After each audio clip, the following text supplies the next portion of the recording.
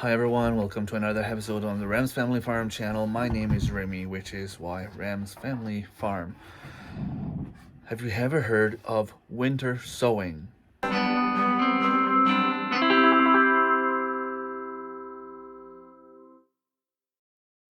you ever heard of winter sowing? If you have never heard of winter sowing, I suggest you keep watching this video, and I will be using these. So what do bottle and winter sowing have to do with gardening? Well, this is where it gets interesting. Last year, I used these bottles to harvest the maple sap from my maple trees. They've been locked up in the basement for about a year, 2 years now, and I was thinking about maybe not throwing them away, but bringing them to the recycling. And then I realized, hey, I can give a second life to those things, or maybe even a third life to those things. In nature, if the plant drops the seeds on the ground, they will spend the winter outside. They will probably fall on the ground just before it snows, and then cold stratification is going to happen. Whatever the plant needs to do is going to happen. And then in the spring, when the seed is ready, it'll sprout and it'll grow into a wonderful plant. So what do these have to do with it? Thing I'm gonna do, and actually already did, you cut the bottle like this. You leave a little piece. I don't know if you can see how well you can see.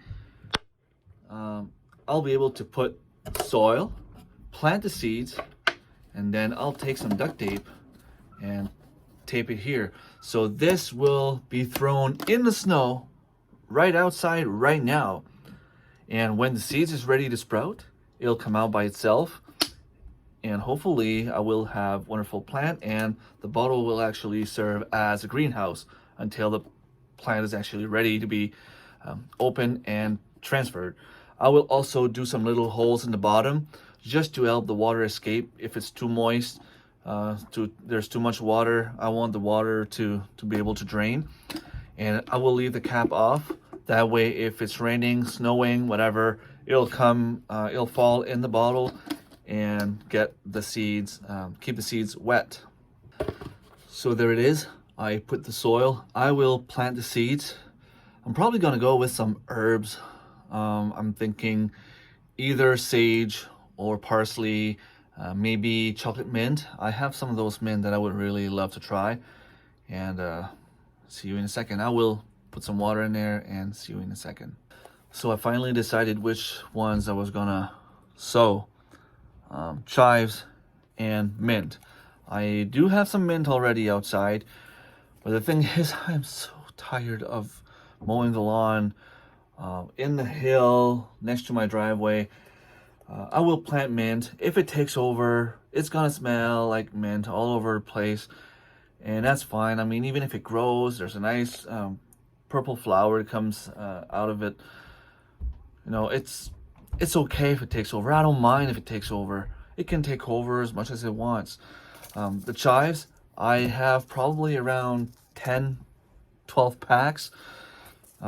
Same thing. I mean, it doesn't take as much space as quick as the mint. It's not gonna, invade everything. If I can have a few plants, I can give some to my brother. I can put some in the back of my property.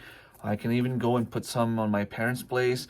Even though my dad doesn't like onions and probably doesn't like chives, my mom can probably use it, or my brother's gonna use it, or I can just go and plant it on Sarah's property and give him some chives. So I'm gonna start with these and put them right in the little bottle I have down there.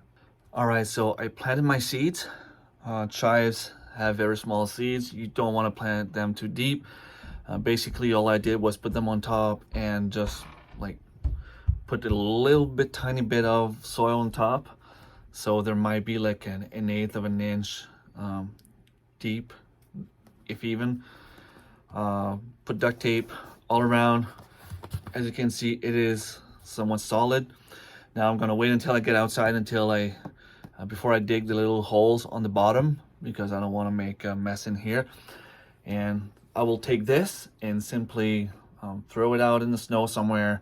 When the snow melts, it's gonna melt eventually, fall on the ground, and hopefully it's gonna stand up. I might put it on the balcony just to be sure. And yeah, when spring comes, when I feel like my plants are ready and high enough that they can survive the natural environment, I will simply take a little knife, cut the duct tape, open it, and transplant all the chives that I have in here. So this is a trick I first learned from, I think it was Frankie Lou Nelligan. I know Annie and Back to Basics Homestead tried that trick also. There's a few more channels out there if you're looking for more information. This is a trick that's been working a lot for them, so hopefully it will work for me. And yeah, leave the cap open, dig some little holes on the bottom just to make sure if it snows, if it rains, that it doesn't soak and drown all the plants that are in there. So we'll dig a little, make a few little holes on the bottom, and we'll see in the spring how that went. All right, thanks for watching. Don't hesitate to share, like, subscribe if it's not already done, and I will see you next time. Bye-bye.